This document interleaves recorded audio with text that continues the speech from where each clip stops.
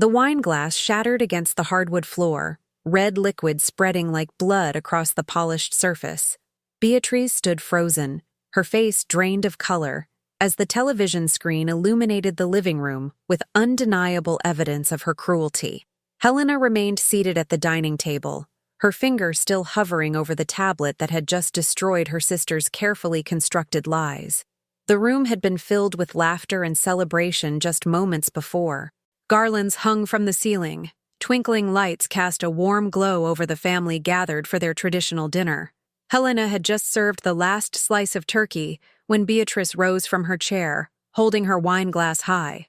The announcement came with practiced confidence. She declared herself the sole caretaker of their mother, who suffered from serious heart problems. Therefore, Beatrice continued, she deserved to inherit the family home and all remaining assets. The room erupted in applause. Their father embraced Beatrice with tears streaming down his cheeks. Uncles and aunts praised her courage and selflessness. The paternal grandmother proclaimed that finally someone was stepping up to shoulder the burden. Helena had squeezed the cloth napkin between her fingers and waited. She waited for the applause to die down, for the congratulations to fade into expectant silence. Then she reached for the tablet resting on the sideboard. 3 taps on the screen and the living room television came to life. The security camera footage played without sound at first, but none was needed. The images spoke for themselves. Beatrice appeared in their mother's bedroom, her face twisted in anger as she screamed at the bedridden woman. The next clip showed Beatrice withholding medication, shaking the pill bottle in front of their mother's face before pocketing it. Another scene captured Beatrice leaving the room, and the timestamp showed she didn't return for 6 hours. Their mother lay alone, clearly thirsty and uncomfortable. The footage continued, Beatrice rifling through the dresser drawers, removing jewelry and slipping it into her purse. Beatrice leaning close to their mother's face, her mouth moving in what could only be threats. Helena had hired a lip reader to confirm what was being said, and the translated text appeared at the bottom of the screen. If you tell Helena anything, I'll put you in the worst nursing home I can find. You'll rot there. Their father's face turned completely pale. The uncles and aunts sat motionless, their earlier enthusiasm replaced by horror. The grandmother covered her mouth with both hands. Beatrice stumbled backward, knocking over a chair. She ran toward the front door, tripping over the decorations strewn across the floor in her panic to escape. Helena's voice cut through the shocked silence. She explained calmly that she had installed the cameras 3 months earlier, after noticing strange bruises on their mother's arm during an unexpected visit. Their mother had tried to tell the truth multiple times, but Beatrice always interrupted or changed the subject whenever other family members were present. Helena had documentation of everything. She had already consulted with a lawyer. The footage she just showed them was only a small sample of what she had collected. The father couldn't speak. His mouth opened and closed, but no words came out. The uncles remained silent, exchanging guilty glances. The grandmother began to cry, apologizing repeatedly to no one in particular. Aunt Marcella, the father's youngest sister, was the first to break through the stunned quiet. She admitted that she had always found Beatrice controlling, but never imagined things had gone this far. Cousin Roberto, a physician, immediately asked to examine their mother.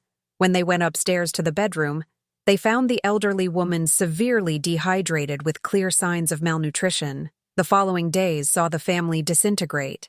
The father sank into a deep depression, unable to forgive himself for not noticing the abuse happening under his own roof. Beatrice disappeared completely. 2 weeks passed before she was located at a friend's house in another region. Helena filed criminal charges against her sister for elder abuse and civil proceedings to prevent Beatrice from receiving any inheritance. During the hearings, more truths emerged. The neighbor, Mrs. Celia, testified that she had heard screaming coming from the house on multiple occasions. When she asked about it, Beatrice always claimed their mother was having episodes of mental confusion. The gardener, Mr. Augusto, revealed that Beatrice had forbidden him from entering the house and threatened to fire him when he inquired about the elderly woman's well-being. A nurse that Beatrice had briefly hired came forward to say she had been dismissed after only 3 days because she questioned the lack of proper care. The investigation uncovered financial crimes as well. Beatrice had been embezzling money from their mother's accounts for nearly a year. She had forged signatures to authorize transfers and used their mother's credit card for personal purchases. The family accountant, Mr. Durval, presented documents showing suspicious transactions that he had flagged for Beatrice, but she had always invented excuses to explain them away.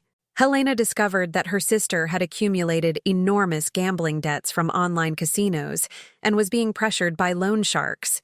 Beatrice's motivation for taking over their mother's care had never been love or duty.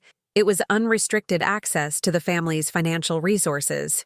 During the trial, Beatrice attempted to defend herself by claiming stress and exhaustion, but the evidence was overwhelming.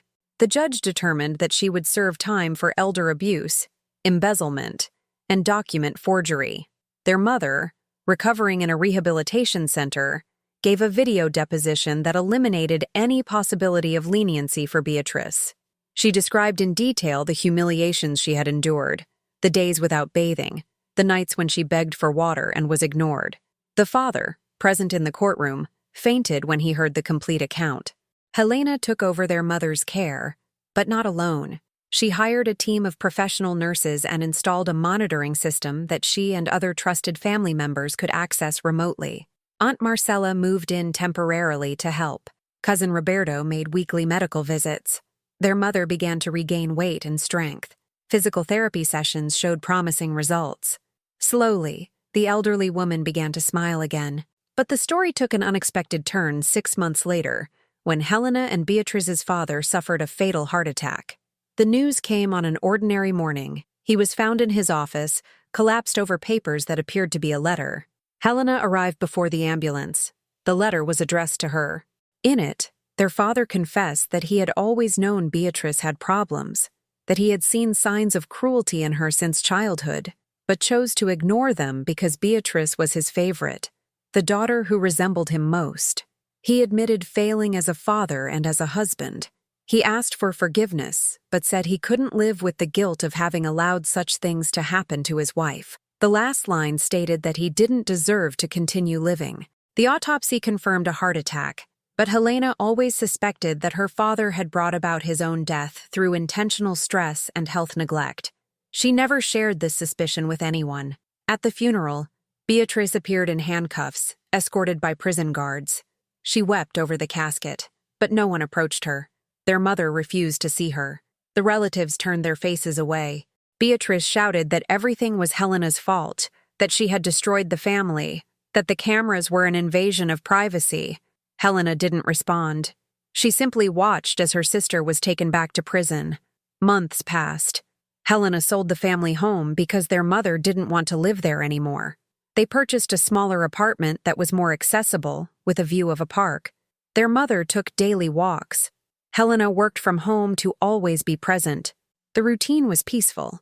But then, a letter arrived from Beatrice. She had been transferred to a semi-open regime for good behavior. She wanted to meet with Helena.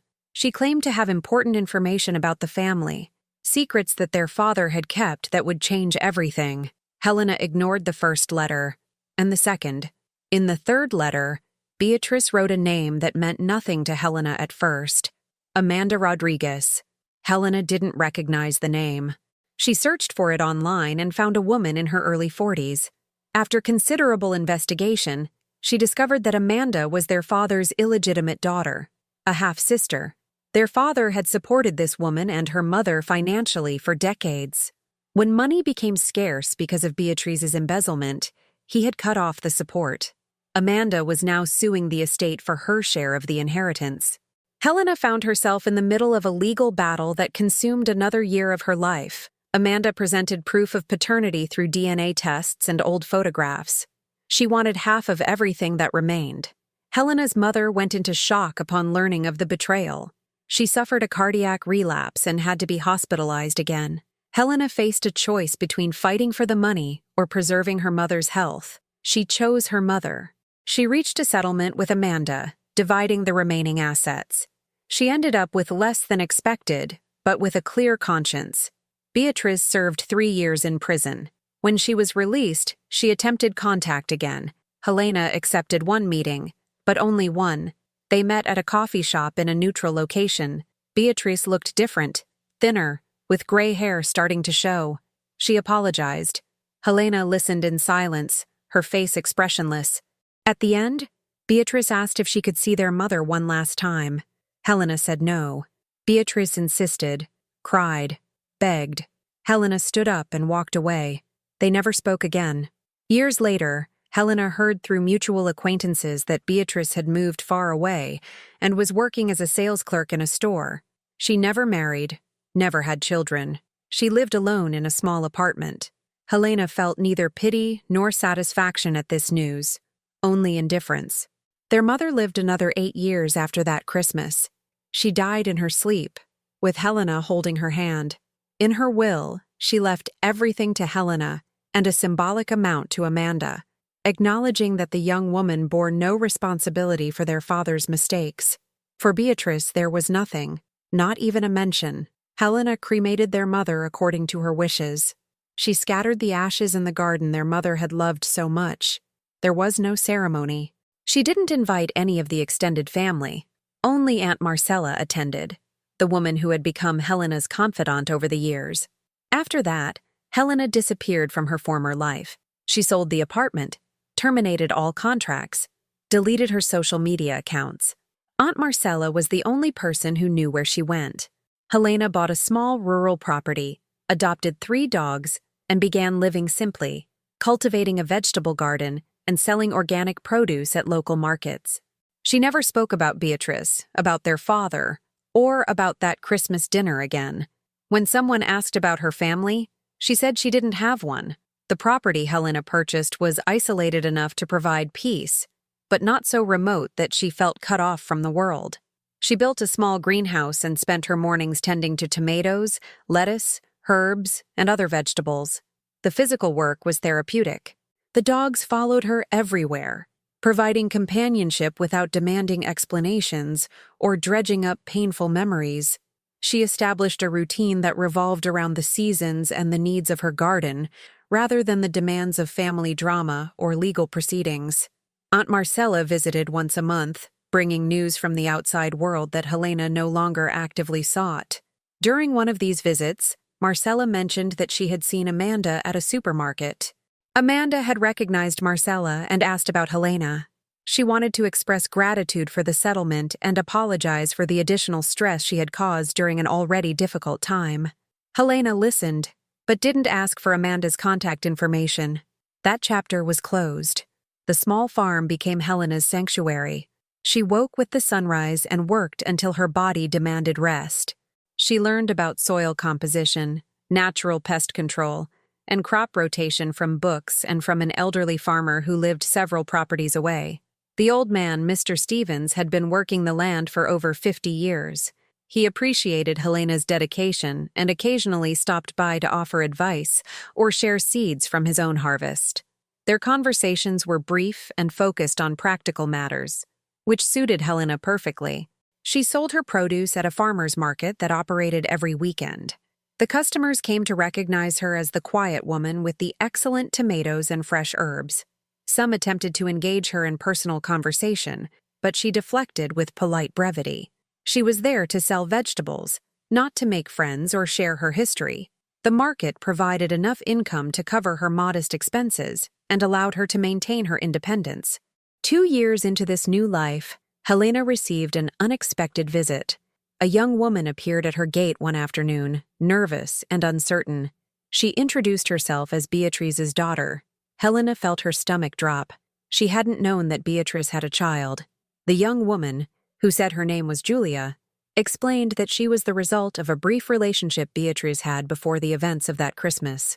She had been raised primarily by her father and his family, seeing Beatrice only occasionally. Julia had recently turned 18 and wanted to understand what had happened to tear her mother's family apart. Helena considered sending her away, but something in the young woman's earnest expression made her pause. She invited Julia inside and made tea. They sat at the small kitchen table, and Helena told the story without embellishment or emotional manipulation. She stated the facts: the abuse, the theft, the lies, the legal consequences.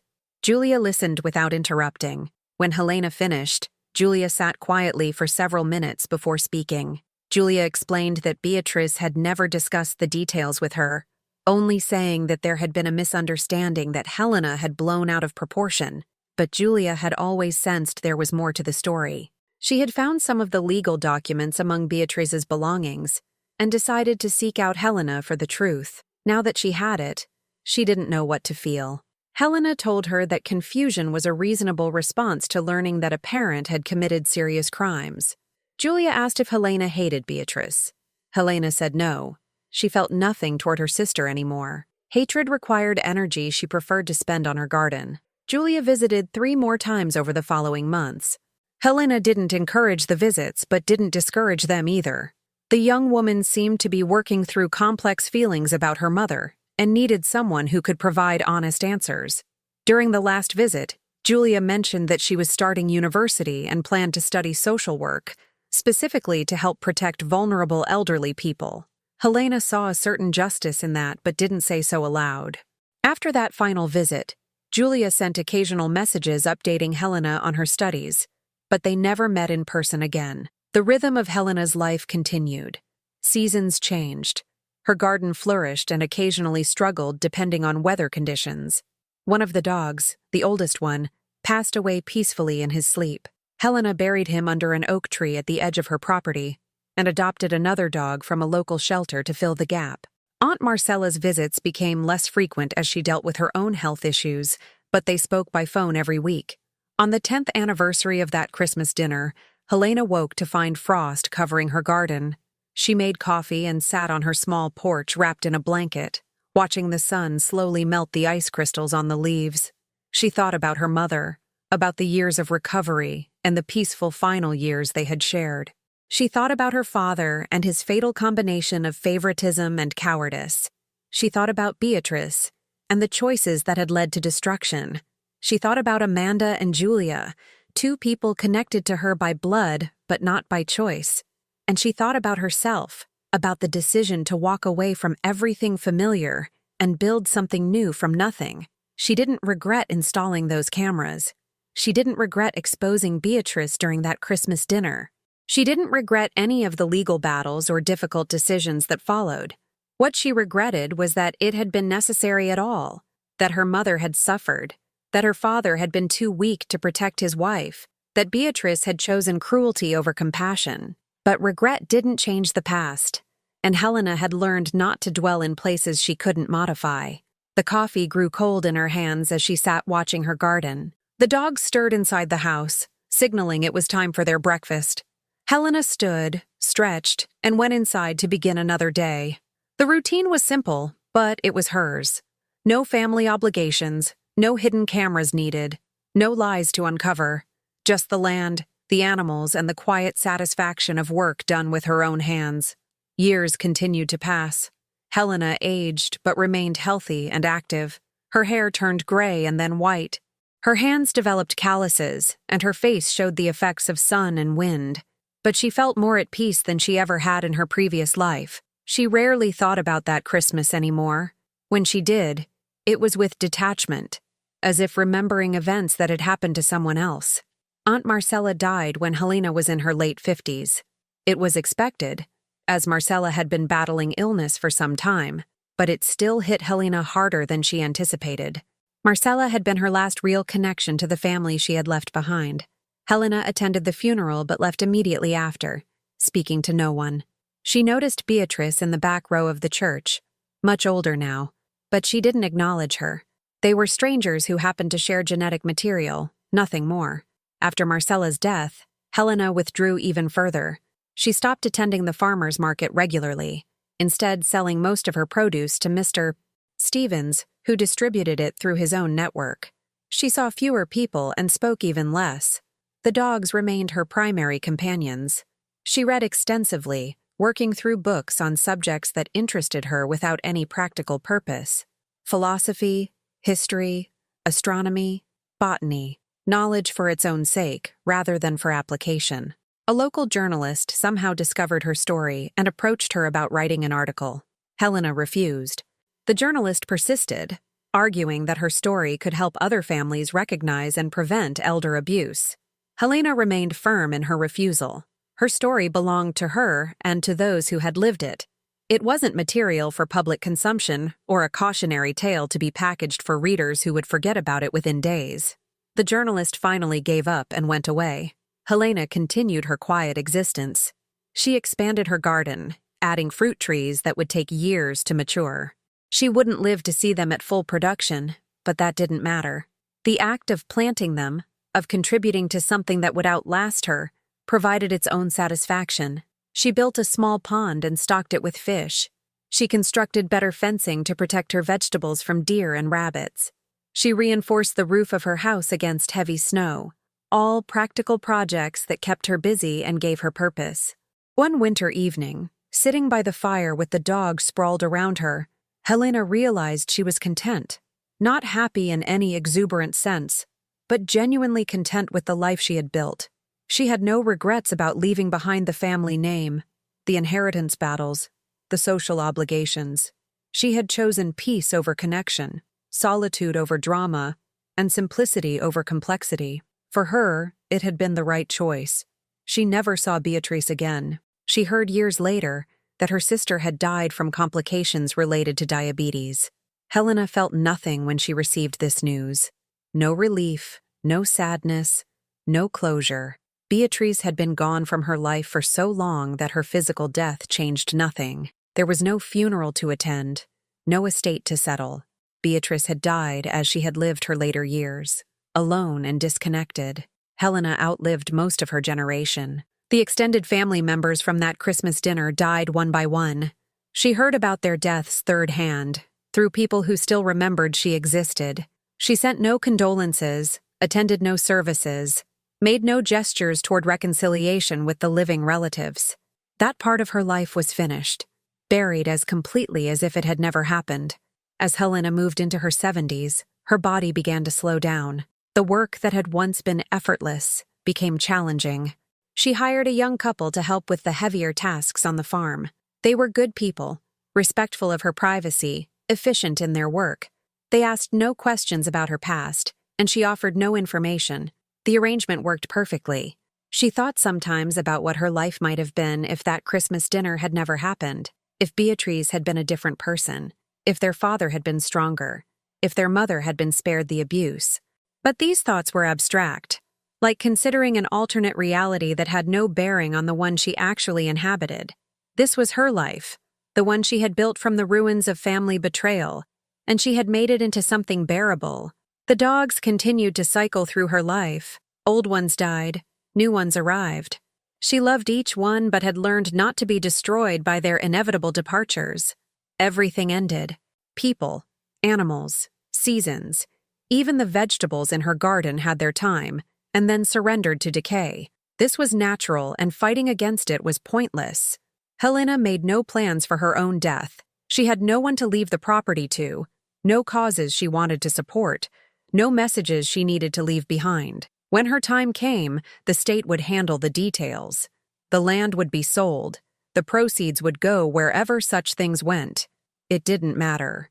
She would be gone and unable to care about any of it. She lived each day as it came, responding to immediate needs and ignoring larger questions about meaning or legacy. The garden needed weeding. The dogs needed feeding. The house needed maintenance. These tasks filled her time and gave structure to her days. Beyond that, she required nothing. On a clear autumn morning, Helena was found by the young couple who helped on the farm. She had died during the night, peacefully, in her bed with the dogs lying nearby. She was 76 years old. There was no one to notify, no family to mourn her. The couple handled the practical arrangements, contacted the authorities, and ensured the dogs were taken to a shelter where they would be adopted into new homes. The property was indeed sold by the state. Her belongings were minimal and mostly donated or discarded. There were no photographs, no journals, no letters. She had left no trace of the person she had been before becoming the quiet woman with the vegetable garden. The new owners of the property never learned about the previous occupants' history. To them, it was simply land that had been well maintained and was ready for their own plans. In the end, Helena had achieved exactly what she wanted. She had erased herself from the story that began with that Christmas dinner. She had lived and died on her own terms, connected to no one, obligated to no one, remembered by no one who mattered. She had traded family for solitude, chaos for peace, and complicated relationships for simple routine. Whether this was victory or defeat, triumph or tragedy, depended entirely on perspective. Helena herself would have rejected all such characterizations. It was simply how things had unfolded, and she had made her choices accordingly.